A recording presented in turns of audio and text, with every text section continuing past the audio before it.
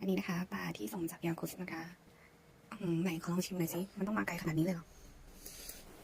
เป็นสโมกเก็ตนะคะอันนี้เอาก้างออกไปเรียบร้อยแล้วขอดูหน่อยได้ไหมซาชาบอกว่ามันเค็มไหนขอชิมหน่อย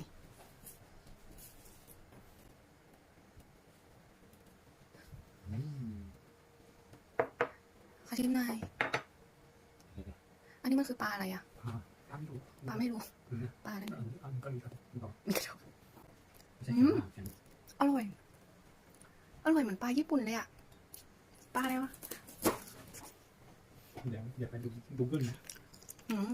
มีชุดด้วยแต่ว่าเค็มมากเลยนะคะบอกเขากินกับเหล้ามันอร่อยลูกชายตื่นแล้วแค่นี้นะไปละบ๊ายบายทุกคน